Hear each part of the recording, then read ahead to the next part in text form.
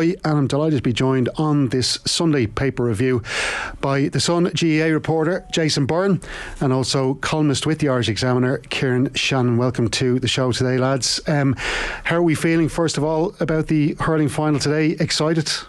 Yeah, very excited, Stephen. I'm giddy in All-Ireland final day, as you should be, but yeah, it's going to be a cracker. Wet all day here in Dublin, but yeah, I have no idea what's going to happen. Everyone's outside of Kilkenny seems to be tipping Limerick, but you just never know, do you? Yeah, absolutely. And look, interesting with yourself, Jason. I know you're from Donegal, so you're from footballing county, but what is it about the hurling final that really gets the emotions stirring for you? It's just like some of my best days, probably my best day in this job was the All-Ireland hurling final in 2018, just because of the emotion that came with Limerick's first victory. I know a lot of people elsewhere are probably just sick of the sight of them at this stage, but you know, watching this team grow and progress and turn into such the dominant force that they are now, and that they're on the brink of history today, they've just been phenomenal to watch. And you know, I always grew up watching hurling, even though there's not much hurling in Donegal, but like, you know, when I went to college in Galway, that's where my love of it came, and I was great friends with a lot of the lads on the Fitzgibbon team there, and a couple of them have managed senior inter-county teams since. Dara Egan, I went to college with him. Steve Malumpy's managing Kerry, of course, or was managing Kerry this year, so you know, I was close with all those lads, so that's kind of where my love of the game grew from, even though you always get a snide remark when you're going into certain grounds around the country and your knowledge of the game's questioned. I'm not singling out Páirc Uí Chaoimh there at all. But yeah, it's just like it's such a wonderful day, everything about it, and there's loads in today's papers kind of picturing that scene that's just so glorious about the whole thing. Yeah, Kieran, I have to admit here that my first trip to Croke Park, I was 3, just going on 4 years of age, 1983 All-Ireland semi-final. It was football. It was Dublin against Cork. I was with my dad and my uncle Tony. So I grew up going to Croke Park, seeing football matches. I didn't really get to see hurling properly at Croke Park until I actually, you know, something funny, I used to rent a house just beside the entrance to Hill 16 there, and one of the kind sergeants who would have been there on crowd control used to let us into the back of the hill once the match had thrown in. I did a bit of steward work then as well, actually, funny enough, at Croke Park, and we would have seen a lot of the good Kilkenny games over throughout the noughties, should I say. And I have to say, just that's when I really started, I suppose, just to respect and to, you know, just not just respect the players and what they do. And we'll talk as well in some of the columns today about how players are talked about as giant. Shane McGrath did a good column in the Mail. But I suppose when you see it close up like that on an All-Ireland Championship day, there really is nothing like it. It's amazing stuff.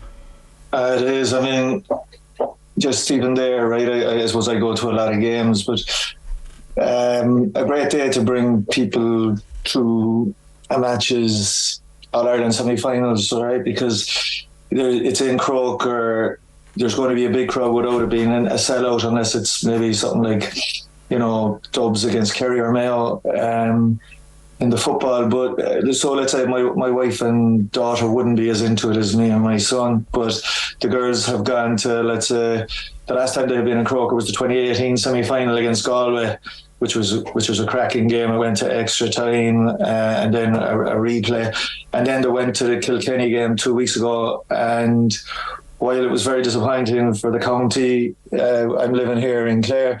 The actual game itself, they were just like, we had good seats in the lower Cusack, and they were just taken by just the athleticism and the occasion. And like, now look, last week's football semi-finals restored my faith somewhat in the game, but they have been an outlier.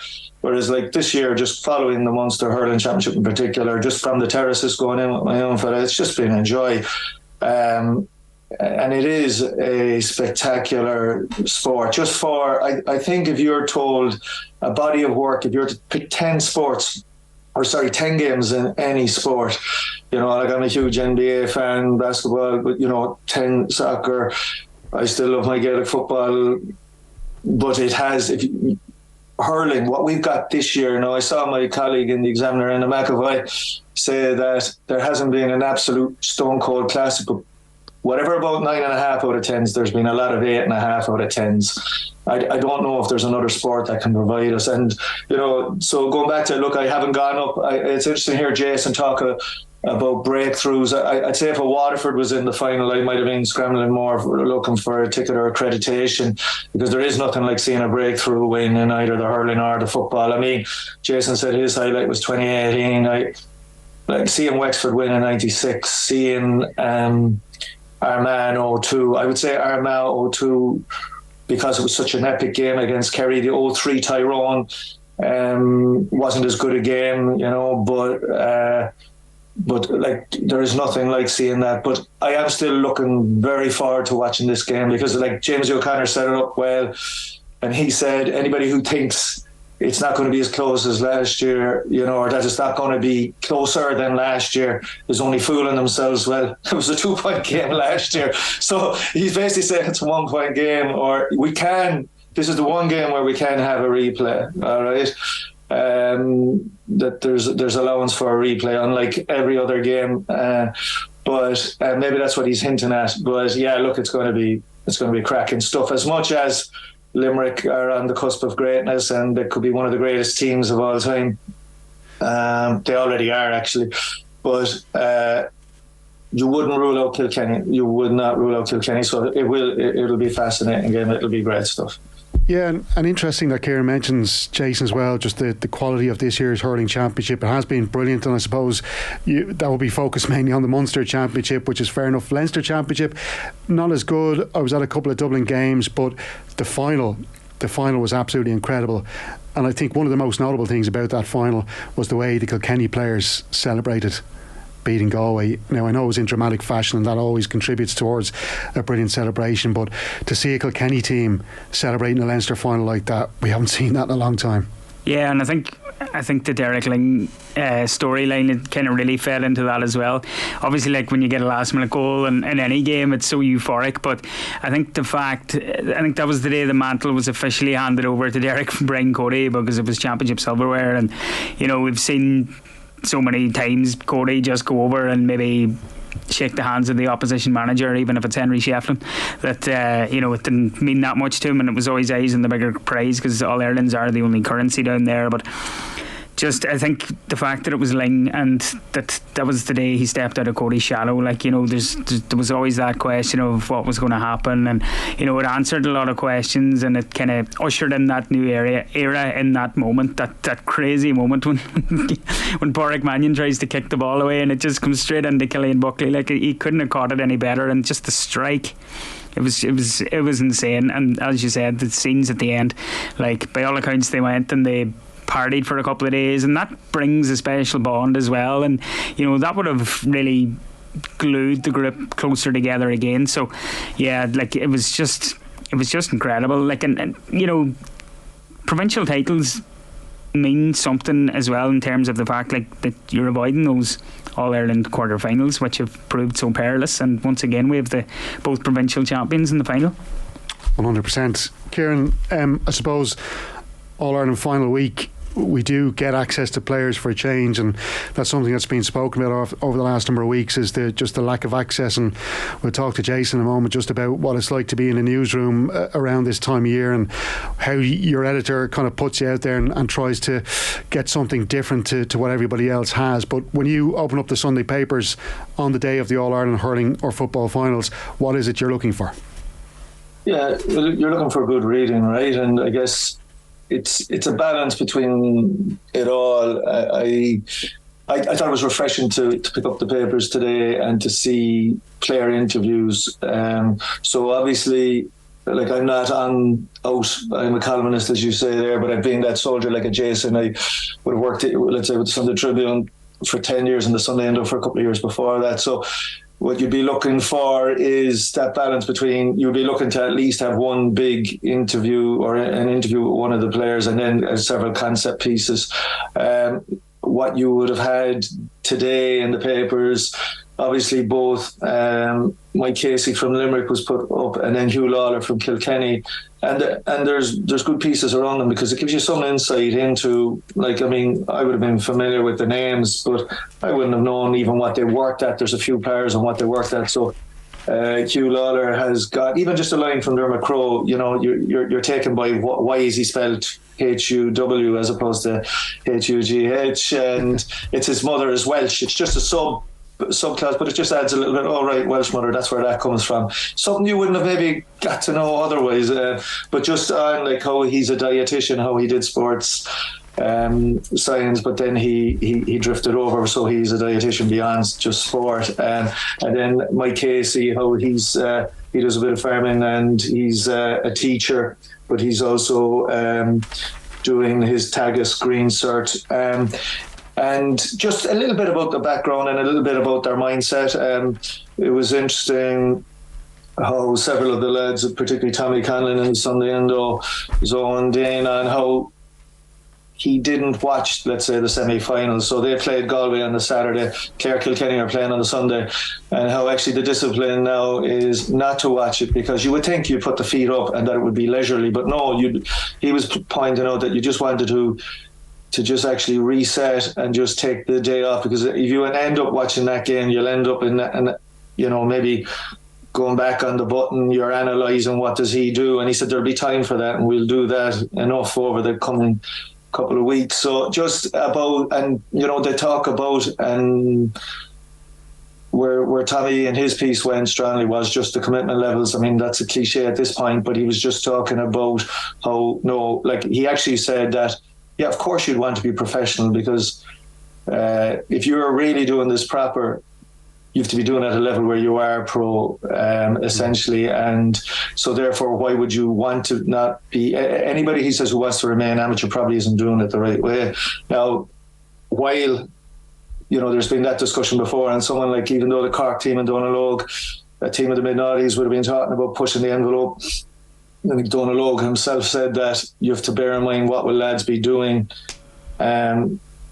They have to, the lads have qualifications in jobs that they'll be doing it well into their late 30s and 40s when they're not playing, whereas that wouldn't be maybe feasible if it was a pro. But I just thought, in terms of what it's like to be a player, I thought there was good insights. And yet I go back to and what was interesting also, there was a piece on Ronan Maher, who's a hurley maker. That's why Ronan Maher from Tip. I thought it was a bit unusual when I saw it at first, but he's a hurley maker and a hurley supplier for the likes of Aaron Gallan. But by the same token, it's that balance of, you asked me at the start, what are you looking for? You're looking for some insight into the players, and we got that. You're looking for some analysis. There's some good stuff from James O'Connor's preview in the Sindo is strong, and yet you're looking also for just that offbeat feature. And it's, I thought actually yesterday's Saturday papers, now they didn't have the player interviews, but there were some cracking concept pieces. Dennis Walsh did a fantastic piece, I thought, on the trio of the Limerick 70s team that made the breakthrough in 73, Eamon Cregan, Bernie Hartigan and Richie Bennis. And there were some great yarns in that helped contextualise where Limerick have come from. There was a great piece in the Examiner by P.M. O'Sullivan and Pat Henderson. So it's that throw, you want to get that balance. So I thought it was solid reading. And I was glad that there was player interviews in the paper, and yet I enjoyed some of the maybe concept pieces or some of the pieces with the former players yesterday, possibly even more. But overall, good mix in the paper too. Yeah, and I'd say I enjoyed your piece on Tuesday as well, Kieran, just about the situation in Clare and where they stand, both their hurling and football sides after their defeats this year. Look, just a few minutes later than we normally would, I'll just give you a quick run through the back pages then before we get further into these pieces. So the Irish Mail on Sunday, on their back page, it's all hurling. It's a piece by Aoife English, and she's saying, history in the making, immortality beckons as Treaty Hunt 4 in a row, but Kilkenny are a worthy foe. So that's the Irish Mail on Sunday. And then moving on to the Sunday Independent, the front of their sports section, it says, Defiant Kilkenny, desperate to derail Limerick's dream. And then underneath the big headline, ready to rumble, with a good piece by Dermot Crowe, just setting up the brilliant coverage inside their sports section today. The Irish Sun Sport, yes, I should say the Sun on Sunday, the Irish Sun on Sunday, which of course Jason Byrne is in quite a lot this week, but they're leading with the Abbey Road on the back here, of course, reference to Abby Larkin, the Irish international, had a brilliant appearance off the bench in Ireland's defeat to Australia in that World Cup opener. We've got a couple of other stories there. Abuse is no harm, and that's just a pun on the name of Brian Harman, of course, who's leading the Open Championship in golf going into today's final round. Pep, I've no clue, from Martin Blackburn in Tokyo. Pep Guardiola does not have a clue about what his Manchester City side will look like this season. The Spanish boss has already waved goodbye to Ilkay Gundogan and winger Riyad Mahrez this summer. I'm sure he'll be okay though, won't he? He's got a big enough squad there. And then reference then to the All-Ireland final. Cats are done for. Babs backing King John to rule again, and that in reference to the Sun Sports brilliant columnist Babs Keating, who says he can see only one winner at Croke Park today, with Limerick completing their 4 in a row against Kilkenny. In today's column, Babs writes, I think Limerick will add too much to everything they have done so far this year and could stroll away to win by 6 or 7 points if they want to. We'll talk about Babs a little bit more in the next few moments. And then moving on to the Sunday People sports section, the lead there, of course, English newspaper going with the Lionesses. Way to go, Lionesses. They, of course, defeating in their first match Haiti, who are very good, I have to say. I watched most of that game, absolutely excellent. And a player by the name of Dumornay is one to watch in that Haiti team. She's been signed up by Lyon already. Their other headline there, shaken by the movers. Pep Guardiola just talking again about his squad and what it's going to look like in the Premier League next season. And then Harman, hand on claret jug, referencing there Brian Harman and his big lead, 5-shot lead he has going into the final round at Hoylake this afternoon. The Sunday Times sports section headline there, and it's got a picture of Rory McIlroy looking pretty disappointed after what was a disappointing round from Rory McIlroy. Looks like that putter has gone ice cold for him. He was some of his setup play was brilliant yesterday. His shots from the tee absolutely excellent, but once he got onto the greens then he was really struggling. And even my colleague Joe Malloy, who I'm filling in for today, he had a good clip on. He just tweeted a clip last night of him on the practice greens after the round, and again he was just failing to find the hole with that putter. So not good for McIlroy. He's got a huge amount to make up there. A 9-shot deficit behind Brian Harman. It's unlikely. And then they're off lead then. It's Saudis and Chelsea to lead bids for Mbappe. Duncan Castle's writing Paris Saint-Germain will open negotiations over the transfer of Kylian Mbappe this week, with the Qatar-owned club expecting to field formal offers from a range of suitors, including Saudi Arabia and Chelsea. Having failed to persuade Mbappe to change his stated stance on leaving French football as a free agent in the summer of 2024, PSG are attempting to force a sale in the present window. So they're obviously trying to get as much as they can for a player who will be out of contract next summer. And he has said himself that he is willing to see out that contract at PSG. Then just finishing up with the Irish Sunday Mirror on their back page, it's leading with Pep's Fury.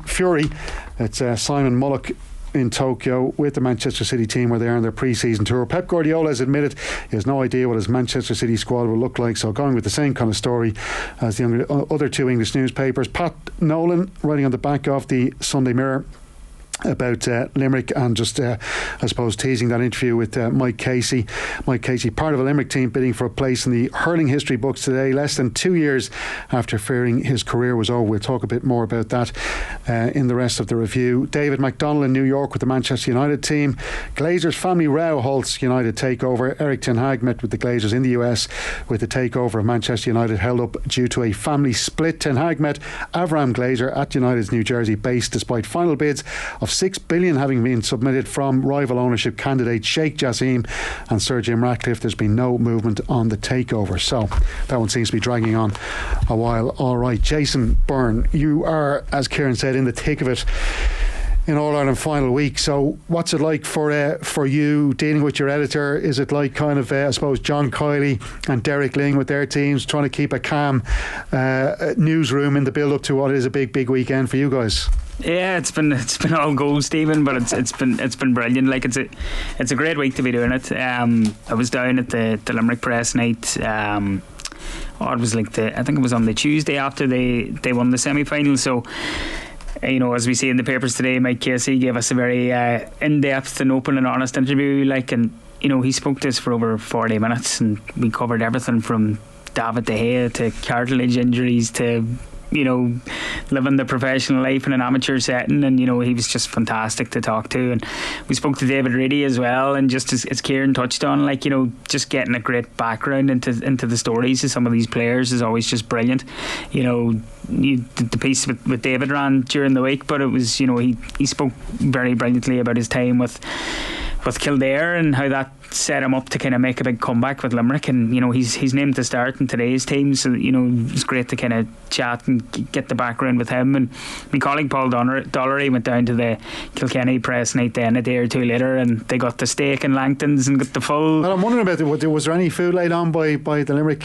All Limerick fellas as well. Oh God, yeah. I must have. I'm just wondering though, the Kilkenny, because this had been a tradition. I don't know if it was Brian Cody that brought it in, but of course you get into Langton's, you get your steak. My feeling on that is that Cody felt that give these guys a big chunk of red meat, they'll be nice and sleepy by the time they get to talk to my players, so they're not going to get any good stuff out of them, are they? Yeah. Well, they kept up that tradition anyway, so the baton's been passed there in that regard as well. But look, we went around the usual beat of bringing a few ex-players as well. I spoke to Mark Foley about John Kiley's playing career and what he was like in the dressing room as opposed to the multiple All-Ireland winning manager that he is now. And my colleague Paul spoke to Brian Hogan as well a lot about Hugh Lawler, of course, because they're club mates, and Brian Hogan would have been his idols when he was coming up through the ranks, and just no more than the pieces with Hugh today. It's fascinating to think that he never played minor for Kilkenny, and he's a great soccer background as well. And Shane, there's quotes in there from Shane Keegan, who's often in this parish about his soccer career, and Keegan recommending him to clubs in England, and the clubs saying he was too small, and he's just a cornerstone and a rock in that Kilkenny team today. And if he plays well today, they'll go within a big chance of winning it. Yeah, absolutely. Kieran, when you look at the papers and how they treated the interviews with the two lads, what's kind of grabbing you when you look through them? Yeah, Jason, were you in the room with Mike Casey when he was being interviewed? I was, Kieran, yeah. Yeah. And how many of you were there?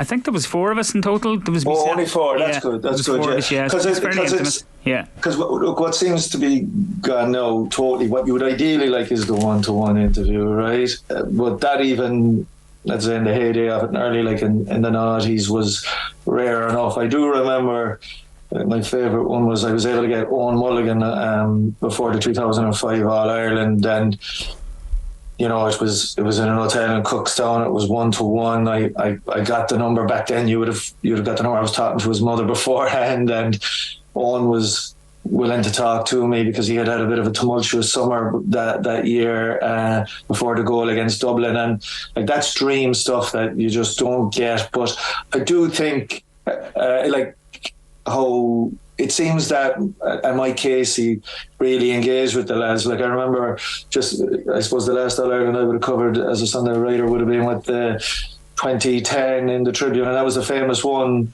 where Lara Corbett was put forward and Lara proceeded to get a hat-trick because there was always this myth of whoever was put forward for the Sundays ended up having a nightmare. But while it's not the ideal scenario, it can still work really well for all concerned, and I think there was good stuff there from Mike Casey. So for me, that was a bit revealing because there's it's rare enough that you get an insight into these guys in the middle of the season. And then I just really liked Shane McGrath's piece because he was just making the point that while the way he phrased it was, while a day like today is presented as a national celebration, when really it's an exhibition of personal triumphs curated on the grandest scale we can muster. And he talks about essentially how 2 panels of 26 will bring 52 different stories into the dressing rooms under the Hogan stand sometime after midtime today. The ambition that has brought them all to this point may be the same, but no 2 players will have got there by the same route. He talks about how careers are often made secondary, if not sacrificed, and think of all the childhood mornings and evenings walloping slitters off the gables, the race home to find boots and gear, and the increasingly contorted ballet required to keep education, work, romance and sport in some sort of functional alignment.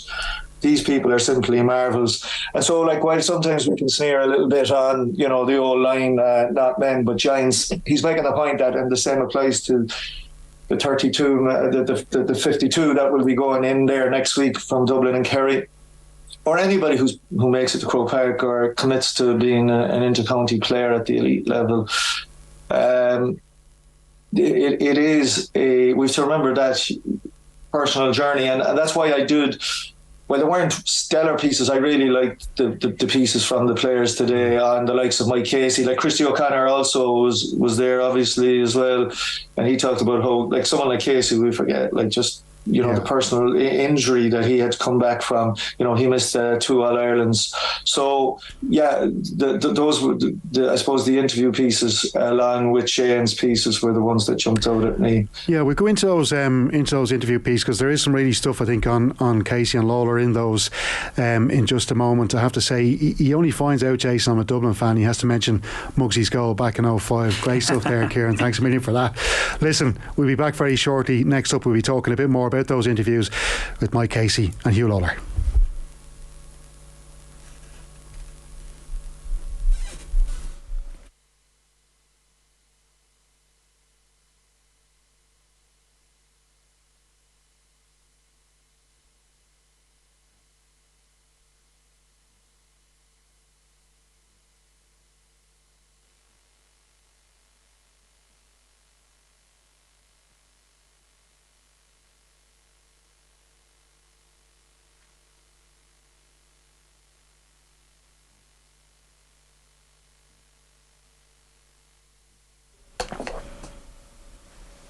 Well, you're very welcome back to Sundays Off the Ball. Stephen Doyle in here for Joe Malloy on this Sunday All-Ireland Senior Hurling Championship final day. I'm joined in the studio by Jason Byrne of The Sun, the Irish Sun I should say, and also with us today is the Irish Examiner columnist Kieran Shannon. Kieran, just I wanted to mention the last paragraph actually in that Shane McGrath piece, which I thought was really good, just talking about the dedication that's required from these players that we're going to see out in the Croke Park pitch today. It says their lives have been bent towards this overriding ambition for as long as they can remember, and the goal is, in the end, of a joyous traipse up the steps of the Hogan stand. But given most of the players competing at the highest level in their game will never get to do that, there is a sharper purpose. This is an impulse that withstands rejection and disappointment, and the screaming logic that says enough, few enough have it, fewer still fully understand it. So we stand removed, reduced to cheers and gawping admiration, as yes, the contention that at its best a day like this feels like a theatre for giants. And I suppose a bit like what we were saying earlier on, Jason, when you kind of get to see these guys in the flesh, and I suppose for kids especially who are going to be at this game today, they almost seem like otherworldly or giants, as Shane mentions there as well. Yeah, it's a brilliant piece from Shane, and Shane's a Mayo man, so he's probably had his own fair share of heartbreak following them, but it's a brilliantly written piece, and talking about all those stories in the dressing room as well, and some of those inter-county stories might even end today. They might end next weekend after Dublin Kerry as well, and that bus will be parked for some of these players, like, and if TJ Reid's probably the one everyone will be thinking of after today, regardless of the result, but you would hope that he sticks around. But there was a very poignant photograph of Conor McManus, obviously with his parents after the Dublin Monaghan game, and we can expect to see pictures like that today again, between the joy and the heartbreak, and like just the way these players put their lives on hold. We really probably don't talk about it enough and credit it enough, because everything is put on hold, from weddings and social gatherings, and just this bubble comes first. And you often hear the players talk about when they step away from the bubble, they think, God, what was I doing, or that was a bit drastic, or I put too much into it. But like it can have massive effects on personal lives. And like, I was thinking about Sean Cavanagh's autobiography during the week as well, when he was wandering around the roads of Tyrone after they lost to Mayo in the All-Ireland quarter-final. And that's the kind of... Sorry, Kieran? I found that... Yeah, I just remember that book, that passage from that book. I couldn't believe that a player of Kavanagh, who has got up those steps that you talked about 3 times. Now, obviously, they saw themselves that year. That was a de facto All-Ireland semi-final that year. But it was just an astonishing piece of writing. I think it was Damien Lawler who posted that book. I remember that opening chapter just being struck by the devastation. Like, we're talking about a guy... Jason, you can still vividly remember it. Like, he at 11:30 at night, he's still just in a days out in rural Tyrone, isn't that right? He's nearly getting knocked out. Yeah, he hadn't eaten. He'd left his phone and his wallet in a mate's car, and a taxi man came on him who'd been out watching the game earlier in the day. And here was Sean Kavanagh wandering around in a polo shirt and training shorts, and he had to be brought home. But that was the impact it had on him. And he was the type of player. I remember after one of the All Ireland finals, after they won, he was beating himself up at the banquet about a goal chance that he missed. That's just typical of the thoughts that are going through all these players' heads all the time, and just the sheer devastation of defeat can last for days. And that's the impact that it had on Sean's mental health that time, and it must have been terrifying for his family as well. But it kind of all feeds into Shane's piece in terms of the sacrifices that these players made, even though they're just idolised and put on a pedestal today as these giants. They do have all these huge emotion and feelings underneath it that goes into it all, and we have to always remember that as well. Well, just on that, because it kind of sets us up nicely for the Christy O'Connor piece, which you were mentioning, Kieran, and this is the interview with Mike Casey, and it's been a brilliant treatment here from Christy, who we all know is an absolutely fantastic writer, and he sets up the 2021 holiday, the team holiday, and they're in Sandy Lane in Barbados. And he's talking about Mike Casey, who he says found himself in an emotional and psychological torture chamber. Casey had missed Limerick's 2 previous All-Ireland final wins with a knee injury. After tearing his ACL in 2020, he ripped the cartilage around his knee on his first night back in training in July 2021. That required more surgery, but there was so little blood flow around his knee at the time that the cartilage was slow to stitch back together. When Casey was in a swimming pool in Sandy Lane a few months later, the cartilage ripped away from the joint. He says himself, I was looking at myself in this unbelievable resort, but I was so down, says Casey. I was thinking that when I get home, it's all going to be over and done with, and this is the last time I'm going to be with this group. There were definitely some dark times, 100%. Multiple visible scars across Casey's right knee paint an illustrative history of his struggles that required 4 surgeries across 4 years, MCL, ACL and 2 cartilage operations.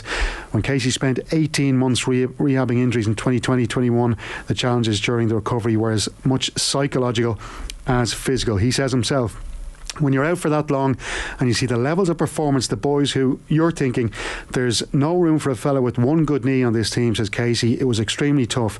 There was a time when I did think that my career was over. I had a horrible couple of years, but it changed your perspective. Every time I put on a Limerick jersey now, whether it's training or a match, I'm so grateful. That's Paul McGrath levels of knee issues there for Mike Casey, and here he is about to he will be hoping to help Limerick to a 4 in a row All-Ireland Championships, Kieran. And I suppose it gives us an insight as well, because these guys, again, we can't labour the point, but they're amateurs, they've got day jobs, and I can't imagine what he was going through during all that time when he's trying to rehab those 4 really serious operations. Yeah, but I suppose the one thing was, he had won his first All-Ireland, he was there in 18. So the point is like Jason's pointed out about the devastation that'll be for whoever loses. And that is true. But by the way, they wanted to keep going either way.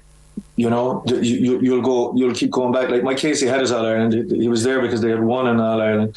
But he wanted just to be back with that group. He's talking about every time he puts on the jersey or he's in a training, it's the old friend, the journey. They don't want to stop the journey because it is so precious. And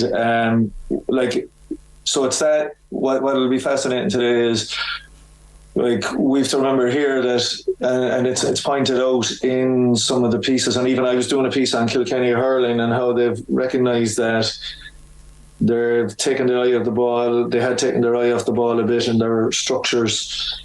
I was talking to Eddie Brennan, and he made the point that and he would have coached some of those guys who got to an under-21 All-Ireland in 17 against Limerick. And he was making the point about how there's boys there in Kilkenny who have yet to win their All-Ireland medal, so they will bring that huge determination. Someone like TJ Reid has won, is it 7 or 8 of them, Jason? 7, Kieran, yeah. 7. So but it's been 8 years since that last one. And look, it could be TJ's last go, and the other thing that you'll have is it'll be TJ's idea whenever he calls, the same way it'll be a Conor McManus. The only thing is the body might be telling them, but it won't be a manager. But you will have fringe players who will be moved on to it, and you're on about their that bus, Jason, I'll always remember, I mentioned how Wexford 96 was a special moment. But on the Monday after they had won, they talked about how Liam Griffin all called them in and said, just take in this moment, because this will be the last time all of us will be in a room. You know, there will be guys who will move on, like there'll be guys who will be dropped. So it always keeps moving. But by the same token, what is being exceptional about this Limerick team is they have retained so many of these. The age profile of this team, they're probably going to be, the core of them are going to be together for another 3 to 4 years. But I thought, just to tie it in with the Casey piece, it's that when you have it and you see it going, you really want to fight for as long as. It wasn't even just to get back to a day like today. It was just to put on that green shirt again and still be with this group, because they know they have something extremely precious. And while they have played, they've been duly, I suppose, obliging and giving good insights here, there is a real study to be done eventually on just how they've turned this around. Like, we often hear about Paul Kinnerk, but you get really what way it has worked. Because to me, like, and this is for a lot of people, I just thought we'd never see anything like Kilkenny again. Never. Like, to think, like, because we thought we wouldn't even see anything like Kilkenny, where, you know, having witnessed the revolution years and how you'd proud counties, you know, so many counties like a Waterford being competitive, and to think that they haven't got up there yet. And like, I remember talking, you're on about devastation. I remember interviewing Tony Brown in 2017. He gave a real honest interview. I mean, Tony, you're talking about loving the process and doing whatever it takes to, like, Tony obviously had the longest intercounty career since Ring, but he talked about going to a game in Nolan Park, Wexford and Kilkenny, with Ken McGrath, and they bumped into Jackie Tyrrell, and the three of them were talking away and having the ball happen, and like, between them I think they each had won a 3 All-Stars, and then Tony says to Ken, he says, Jesus, Ken, that fecker has 9 irons, so we have none, you know. and there is that, but it is funny, because I remember I was listening to David Herity speaking to Joe during the week, and he was talking about the likes of TJ and Richie when they were young lads, kind of collecting their first few All-Irelands, and kind of saying they were pretty confident they would make double figures in All-Ireland medals. And, you know, lo and behold, we would have never thought that there would have been, I suppose, the downturn in Kilkenny hurling. And it was good that you referenced as well just the structures, because David Herity spoke as well about how they had probably taken their eye off the ball with regard to underage in Kilkenny, and that is being addressed now. So that's a warning, I think, for everybody going into the future. I just want to mention, I think one of the big things that a lot of people have spoken about with this Limerick team as well, lads, is the physicality and how they changed the strength and conditioning side of the game as well. And it's mentioned in this Christie piece, Casey goes on saying, yeah, I was slagging Shawnee Finn. He's getting even bigger up top, says Casey. He promises to wear a sleeveless top to the All-Ireland final just to get a picture. It's a bit of crack, but it comes back to that competitiveness in the gym. Everyone wants to outdo each other, to lift more than the next person. It's a vital part of the game. You have to be able to run harder, be more powerful than every other team. There are a few lads, all right, that don't mind taking the tops off in the dressing room. Now, he adds as well that Casey might have a bit of an advantage because of his farming background. Growing up on a farm on the outskirts of Limerick City, honed and developed that natural strength. If you're ever down there, he says, if you were ever down there with the lads dehorning or tagging calves, Peter, his brother, would be writing down the tag numbers, says Shane Dowling, their Napirsig teammate.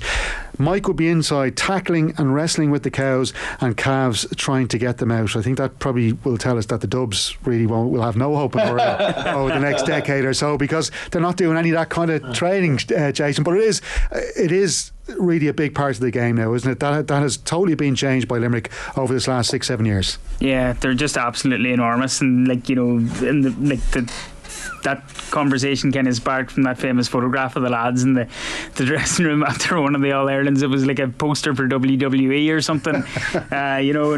We were joking then that maybe the journalists in the room should recreate it, and I was saying Christie would probably be in the best shape of any of us, but they're absolutely massive. Like, and people are always talking about Limerick's half back line, which is going to be manned by Will O'Donoghue today, but like they've giants all over the pitch, like Gerard Hegarty, like the way Cian Lynch, like you see a photograph of Cian Lynch when he was playing under 21, he's just a kid, do you know what I mean? He's this absolute monster now, and you can't go too overboard with it as well. You have to find that balance, but this was all started for Limerick in terms of their academy as well, and they really got things right from underage level, and that's what David Hardy was referencing when he was talking to you during the week as well, that's maybe where Kilkenny didn't kind of hit the nail on the head in years gone by, and maybe why they've had this 8-year famine now, because 8 years is such a famine for them.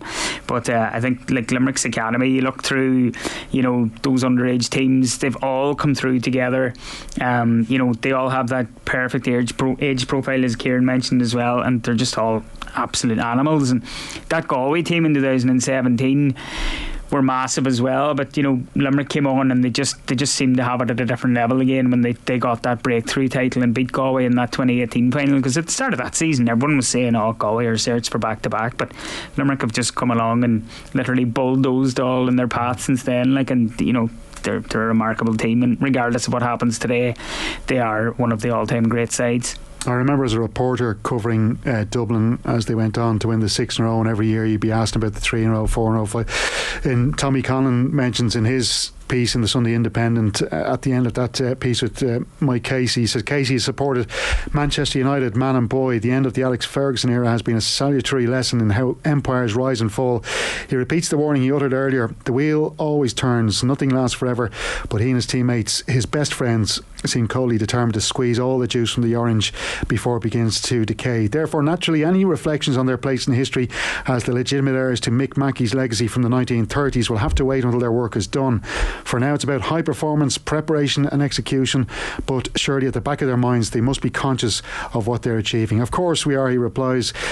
We're human beings, we understand what's going on, but when you sit back and start thinking about that, that's when you're done. If we dwelt on what we did in the past, we wouldn't be here now. Yeah, there is history involved, but that is for us to sit back and reflect on in 20 years' time. Do you were there with him, Jason, are you buying that? Is the 4 in a row, is it a motivation today, do you think? It has to be underneath it all. When you sorry, to match only Cork and Kilkenny, yeah, the other two counties that have done like Cork done it in 44 and Kilkenny done it in 09, and they'll want to be up on that pedestal with those sides, absolutely. Like John Kelly was obviously playing it down as well, and it's what you'd absolutely expect them to do, but it has to be there underneath the surface somewhere as a driver. The only thing, I don't know, I think the fact that Kilkenny ended up winning a 4 in a row, and the Dubs went on to win a 6 in a row. I don't think it's a bit like when the Dubs won their 4 in a row. Like was it Tyrone? It was all towards the 5, that kind of way. Like even early on, it felt like that. Now, obviously, this year has been way more competitive in hurling, and so I just think I don't think the 4 in a row is as big a thing as, albeit. There was a good piece by Mick Foley today about how it has been a separator, how there basically has been, is it 9 teams that have done a 3 in a row, but only 2 other teams before in hurling have done 4 in a row.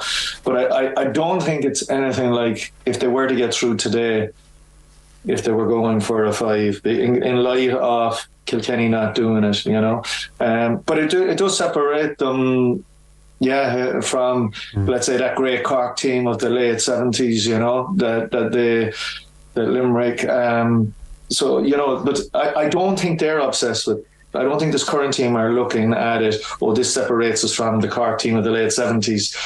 Going back to what Jason said, I think, and Mike Casey's quote referenced it. They've had little truck with history. They didn't want. Going into 2018, they made it clear, we're not the Limerick team of 2007. Not that they were disowning those teams; they would be aware that even some of them, like Seamus Hickey, were involved around then. But that those defeats weren't their defeats. They weren't going to be burdened by history, and it goes the other way too. It's something they like to hear after the fact, you know. Like, I think they enjoyed hearing, oh, is that 5 Munsters in a row? I think John Kiley had that. I didn't know that we were there with Cork 82 to 86. It's after a kind of thing. It's a cute thing to hear, you know. But you know, they're just in the business of winning this one, and it's as boring as it is. It's game by game for them, and so yeah. But it's.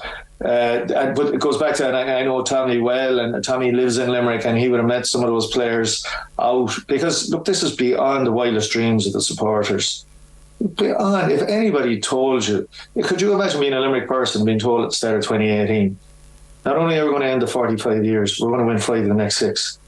Like, it would have just been like a Kilkenny person, you know, a Dublin football.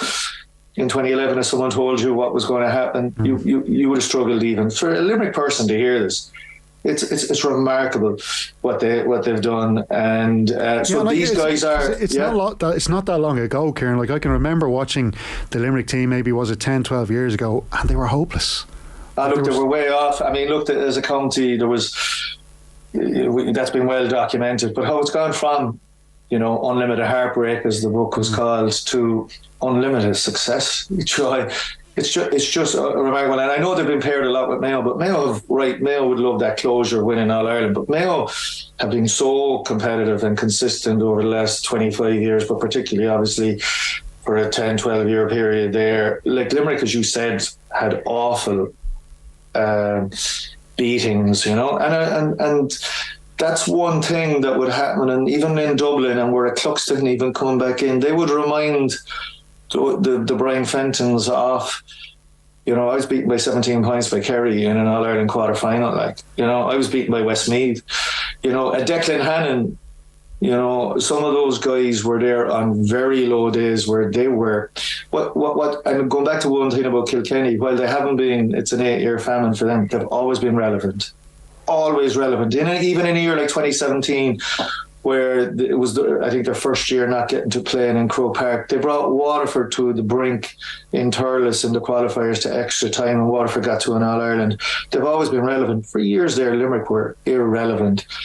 And the consistency of this group, it's just phenomenal. Even a year like 2019, they were beaten in the semi-final, but to win a league, to win Munster the way they did, I just still find the Limerick story just remarkable, and I still think it'll be another while before we really get it. There's been obviously good pieces, and there was a great book there by Arthur O'Dea last year that contextualised it well, but in terms of what happened within the group, and we could be waiting a long time for it, you know, the way that it took really only Jackie Turrell's book, I felt, was that came out at the end of 2017 for us to get a real insight, as much as we had drip. And the gas thing is the Kilkenny players are now they're doing road shows with the likes of yourselves, and they're great. They're great to pick up a phone now to, you know, and they'll talk away to us. But gee, at the time, outside of the day, the Jason and the boys would get a steak. They were fairly reticent now, you know. Yeah, well, it's interesting. You mentioned Tommy Walsh, who we'll have on, of course, today live from Croke Park, doing his usual brilliant stuff from the All Ireland final, and he is mentioning Dermot Crowe's piece. Dermot Crowe speaking to Hugh Lawler, and it says here, one of the pieces I liked, because it's always nice to hear about current players talking about their heroes. He says, of the players who inspired him in his impressionable years, Tommy Walsh gains special favour. I just loved him as a hurler, he says. No fear. He attacked the ball the whole time. As I got a bit older then, obviously playing for O'Loughlin's, I was learning an awful lot of Brian Hogan, because I was playing in the backs at the time as well, and I ended up with Martin Comerford there at the same time. They were two influences. It's the same for the O'Loughlin's lads on the panel now. They were huge role models for us growing up. And then you had the likes of Mark Kelly and Mark Bergen, who were there as well. They were a huge impression on us. I actually moved from Dublin to a place down in Kildare called Kill, which wasn't really a big hurling hotbed, but there was a guy who used to live down the road from us. He was his family were Kilkenny hurling, big Kilkenny fan. I think it was 2000 or 2001. I remember him scarpering down the road to the bus stop, and I was like... geez, where are you off to? And he says, I'm off down to see Kilkenny Miners. It might have been 98, actually 97, 98.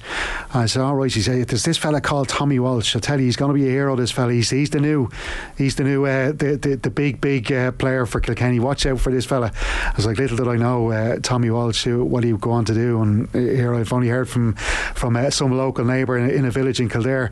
But anyway, sticking with Kilkenny, you've picked out a couple of bits as well, Jason. I think looking at was it Mick Foley's interview there with Mick Foley's done it for the Sunday Times. Yeah, Mick. Well, first I wanted to talk about Mick's piece that Kieran briefly mentioned there, like kind of, you know, when he's talking about how hard it is to do the 4 in a row, like, and he takes us to Dennis Coughlin's bedside in 1979, and Christy Ring comes in to see him, and you know, they're going for the 4 in a row, and they ask the great man, and his quote is, something always happens, Ring replied. And then, you know, the next phone call they got was that Ring had passed away, and he just kind of, he weaves into all the kind of near misses and all the 3 in a row stories down through the years, and he just finishes up the piece lovely, you know, saying that in time maybe Limerick's breathless victory over Clare in the Munster final will be preserved as the moment that opened the way to immortality.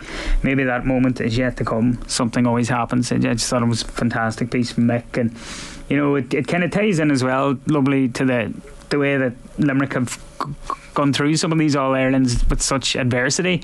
You know, they missed Cian Lynch last year, Declan Hannon's missing today, but they always seem to just be able to churn out the results. And you know, Richie English isn't in the 26 today either, so they have very little cover in terms of defenders, but they keep coming back, and you know, they have this unbreakable bond that seems to be massive for them as well. And we've seen the pictures of them at this stage drinking pitchside at the Gaelic grounds, toasting Munster titles, and they came through that Munster campaign as well, just backs against the wall, especially after they lost against Clare that night in the Gaelic grounds. I was there, and it was just a phenomenal occasion. But you know, people were writing them off, and the question marks were there. But again, were they writing them off? Jason, were they writing them off? I mean, I remember writing a piece, all right, that there were signs of slippage. And I suppose in the dressing room, I don't know if it was done. They might have taken that, people writing us off. But I don't think anybody wrote Limerick off. I just think that people were surprised by how far they came to the back, and they realised this isn't going to be a procession. Like, this is going, which we thought it was. We just thought, like, I remember Dennis Walsh, who was obviously one of the greatest writers on the sport that it's ever had, writing about, you know, it's their ball, you know, nothing's going to stop them after the league final, where these two counties.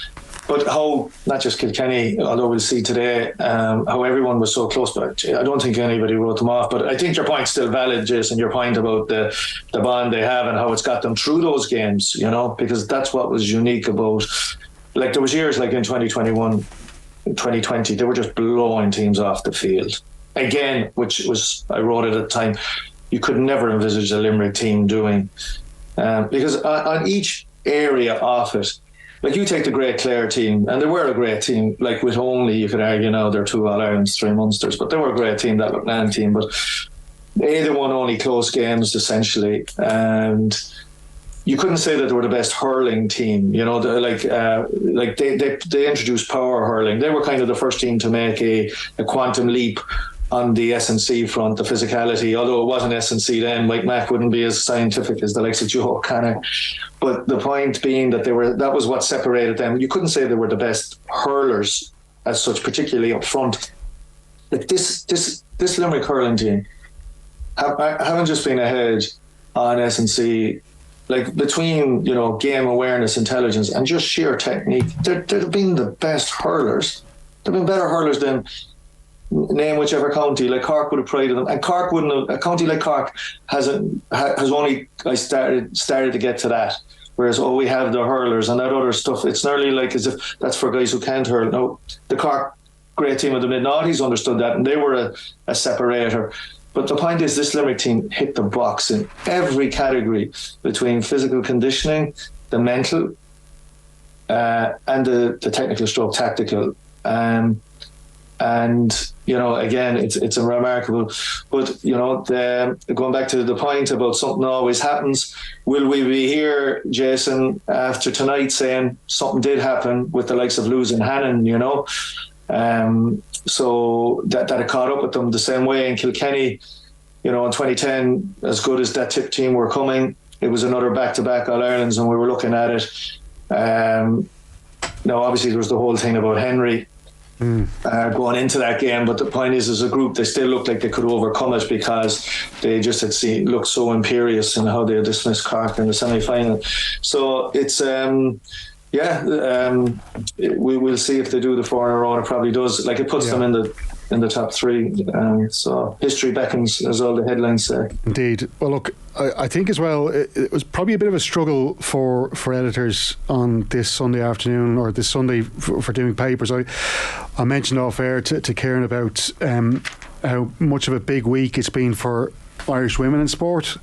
We've had Rashida Adeleke making her professional debut on the 200 metres, then she ran the 400 metres on Friday. The 400 is our main event, not her best run, but it was still a really, really good run. 200 metres, she was second just to the world champion Sharika Jackson. Brilliant. I can't see any coverage of it in any of the newspapers. Kieran McGeehan broke the mile record as well on Friday, and unfortunately, just now, look, as Kieran was saying to me, with so much going on with the hurling and that kind of stuff, it probably was hard. I suppose it is good to see coverage of the Women's World Cup. There's about maybe 2 pages in both the Sunday Times and Sunday Indo's sports sections. I would argue maybe you can have a bit more in there. If it was a Men's World Cup, we'd probably see a lot more coverage. Sorry, Kieran. Yeah. I mean, one thing, to be fair to the writers, I'm thinking of Mick Foley, who's the chief sports writer, obviously a huge speciality in GA as well, but a good all-rounder. Like, I would have seen him write about the athletes in the previous last couple of weeks as well. So, to be fair, there'll be other times to write about them, but by the same token, we have to remember, and actually just as you were talking there, Stephen, it made me think back to Donal Óg's reference, if you remember, to the timing, and he was talking essentially about the Sunday Times coverage, to how he picked up a Sunday paper, if you remember, and he was on about the coverage we were getting, because this is the busiest week of the year. Even if you took out a Women's World Cup, I mean, the Tour de France, I don't think we're going to get talking about it, right? And obviously the British Open is on as well. It's this is on a non-Olympic year, about as big as you can get, between like, let's say, the cycling and the British Open. So, to be fair on that, but I am cognizant, going back to what you're saying about, and I think it's important just to note, we're talking about breakthroughs and we've been talking about hurling. I think it's important to reference, and there's a couple of match reports, particularly in the Sindo. I talked about how much I love breakthroughs, and I would feel for a county like Waterford. Wasn't it brilliant just to see their camogie team beat Tip yesterday? Oh, yeah. Nothing against Tip, but to get to an All-Ireland final, like, you could see them last year. I remember watching last year's quarter-final against Cork, and they were just caught by a team that were more experienced going down the finishing line. The likes of Ashley and Thompson came along, and they were beaten by 8 or 9 in the end when it was a closer game than that. But now they're going up against that great Cork team. Like, it's been referenced that this is the first time since Wexford 2012 that we've had someone outside the big 3 of Kilkenny, Cork and Galway going to be contesting the women's camogie final in 2 weeks' time. So I think that's important to note. And I'm particularly cognizant of that we've been speaking for nearly an hour now about the Sunday papers, and I do think there's quite a bit on the Women's World Cup. Like, this is a huge moment in Irish sport, particularly obviously Irish women's sport, and there's some very good stuff in the papers on it. But there's been quite a bit of talk about how much coverage is it getting and what's the mood, and how it's hardly Euro 2012 even. But I would just say, if the girls were to win the next game, if the team were to win the next game, it goes to another level. Like, I was trying to reference, I remember in '88, before the England game, which was our opening game of the Euro '88 men's tournament, and it was England, and I remember the build-up, and I was totally into it. But by virtue of them winning that game, it went to another level. And by 1990, it was just... it was another leap again. It took over the country. But my point is, if this team were to win a game and get through, it will go to another level. But in itself, and I thought there were some great. Well, we'll have a look at the two pieces there that we picked out, Kieran, because there's a great piece in the Sunday Times, Paul Rowan speaking to Denise O'Sullivan, who I think will go down as one of the greatest Irish players, male or female. She is an absolute superstar. And then we've got Abby Larkin, who is having a breakthrough with the international team. She's only 18. This is a massive occasion for her. She came off the bench against Australia in the opening game, and she just ripped it up. She was absolutely unbelievable, and we get some great insight to her here thanks to David Kelly in the Sunday Independent, who's a brilliant writer, and Dave's got a lovely way with words. He starts off his opening paragraph: nothing is as wonderful as a youthful mind open to the wonder of endless possibilities. I thought it was a great intro. And just moving on, he talks about comparing her to the superstar that was Damien Duff, now of course managing Shelbourne, and when he broke through the Irish underage system with Brian Kerr as his manager. He says here, Brian Kerr always knew that there was little need in filling his mind with anything when there was enough in the boots and the heart to sustain him from the first whistle to the last. And so from when he had him as a teenager, Kerr excluded him from his final brief reminders to the defenders and the midfielders about their roles and responsibilities. Quote, and Duffer, yeah Brian, just enjoy yourself, Rasher.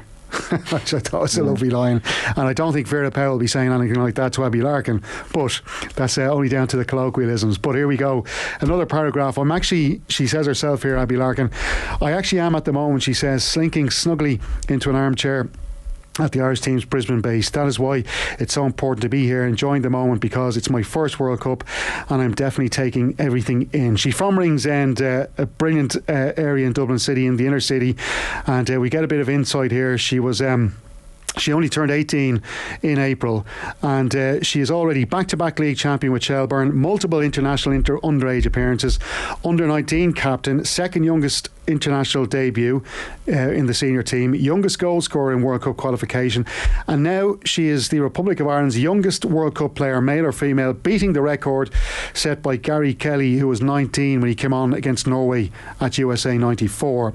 Abby says, I never knew that. I got told after the match by the girls. They said something about Gary and I hadn't a clue who Gary was. How depressing. I was like, I don't know who this is. I don't know if that was a bad thing or not. It was amazing hearing that from the girls. And Dave says, we might as well have asked her about Glenroe or X Division. Yeah. But some other pieces here from Abby. She says, I didn't even know there was that many people in Ringsend. When I left, there was only one flag on my balcony. It's crazy. It's so overwhelming in a good way.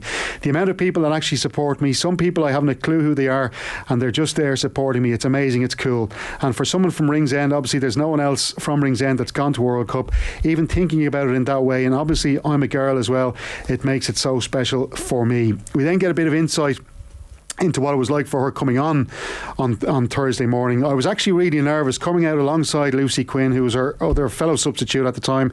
You just heard the fans screaming, and I'm thinking, oh my God, the biggest I've played in is at Tallaght Stadium, never mind 75,000 people. That's 10 times the crowd you would have seen at Tallaght. It was mad. When I came on, the pitch was like white noise really. You could hear all the players, and I was kind of in the moment then. I think it took me about 5 minutes to get the nerves out, and it was more excitement really. Yeah, just kind of playing football. I could hear Katie, that's McCabe, screaming. I was going down and I just heard, let it go, Abby, and I looked and she was there, and I said I have to play to her because she was in such a good position, and I thought this could be it. And obviously Katie McCabe didn't score, but 18 years of age, and even though she's achieved what she's achieved, when she says there, Karen, about the white noise that she heard coming onto the pitch, and to play the way she did was just incredible. No, I think it's great that she was put forward, because what a story. Like there's no protecting her or the hype. Like she's embracing it. She talks about the nervousness, but then transferring to excitement.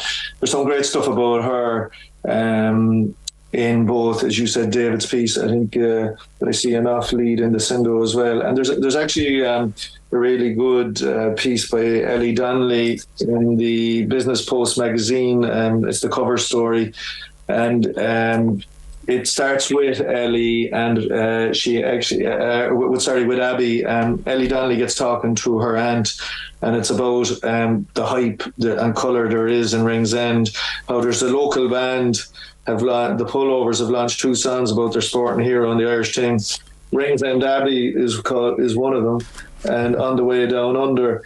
And it gets. I really like this piece by Ellie Donnelly because it brings us into Abbey Larkin and in Ringsend and the colour, and then it broadens out to the growth of the women's game here. So I was talking about how Maeve de Burka, who made her debut for Ireland at underage level in 2006, was talking about how when she started out playing, there were no underage girls' clubs in Galway. In 2000, she was fortunate enough that Salthill Devon started a girls' section, and now 23 years later, there are 23 underage girls teams. And we have to remember how there's only been a National League since 2011. It's only 2011 since there's a National League. Like, I come from a sport like basketball, which has had a Women's National League since 1979, only 7 years after the Men's League started. It was only in 2011 we had a National League. In Galway, one of our biggest obviously population centres, there was no women's team. The growth of the sport, it's horrendous. It took so long, but yeah. I think we have to contextualise just the achievement and how it's just brilliant that there is now. It's the old, the 20 by 20 campaign, which started in something like, was it 2017? But it's so true. No, there is heroes to be seen, and I'm glad that they have put up forward in Abbey Larkin, because what a story.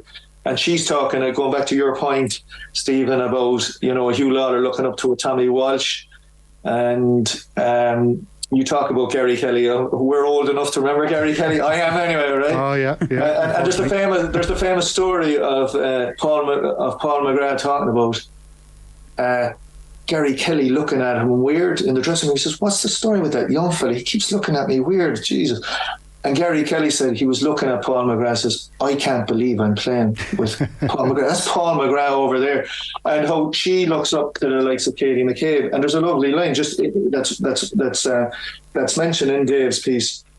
It's hard to forget, but it's important to remember that in Hampden Park, she watched from the stands with a bag of school books, as Ireland made history. She is the Gary Kelly, even though it was Gary Kelly. Yeah, exactly. Well, listen, time is against us. We'll have to breeze through a couple of more pieces here. I thought that Denise O'Sullivan with Paul Rowan was excellent. It gave us a bit of insight what happened in that match against Colombia, which left her on the brink of missing out in that first game, but she didn't, thankfully. And she says in here, was it playing the match itself? It was a dream, or it was everything I dreamt of since I was a kid. So I was really proud to go out there the other night. And just standing in that tunnel, the Irish took over the stadium, to be honest. The minute we ran out, they were unbelievable, singing songs, and an unbelievable experience to play in front of 75,000. Gives us great insight into Denise O'Sullivan growing up in Knocknaheeny, down in Cork, which was what an atmosphere it was down there during the game, and her family and all her friends and neighbours out there. It was brilliant scenes, and that's the kind of thing as well I think is going to inspire young girls into playing the game, and more of it hopefully. Jason, just to touch then on the golf, I know there was some pieces there in the Sunday Times, obviously talking about the disappointment for Rory McIlroy. Paul Kimmage has done a piece though as well, a lot of Beatles references in there, which I wasn't expecting to see, but it's done really well by Paul Kimmage in there. Yeah, it's a great piece, Stephen. He just kind of, Paul loves quoting Michael Bamberger, the great golf writer, for the intros to a lot of his pieces. So he starts off with a bit of writing from him, saying how when Nick Faldo found out that Paul McCartney was simply aware of him, that it meant the world to him, and then it flows into how Rory's kind of golf's Beatle now at the minute, and he takes us back to when he sat down with Rory when he was just 14 years of age, and he was over in San Francisco in Los Angeles in 2004, and he heads 130 miles up the road to Shadow Ridge Golf Club in Palm Springs, and he writes, "I was there to spend time with Nick Faldo, Europe's most successful golfer, and make plans for a series of columns that would appear in the Sunday Times. Nick had company that week: his then wife Valerie Bircher, his daughter Emma Scarlett, manager Ian Forsyth, his coach Jeremy Bennett, and a dozen teenage golfers who were being nurtured by his foundation."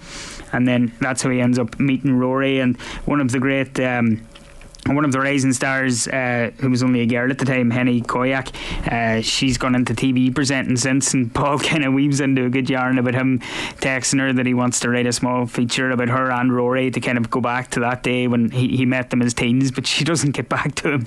But yeah, and like he tells Faldo then that he still has the tape from when Rory was just that age, and you know he's grown into this worldwide name despite his disappointment this weekend. And he quotes that great Beatles song "I Am the Walrus," which was brilliantly covered by Oasis as well, of course. A good piece though, Kieran. I know you were looking at that as well. I thought, look, Paul is obviously one of the greatest writers we've ever had, and obviously his interviews, the Q&A format, he's made it his own.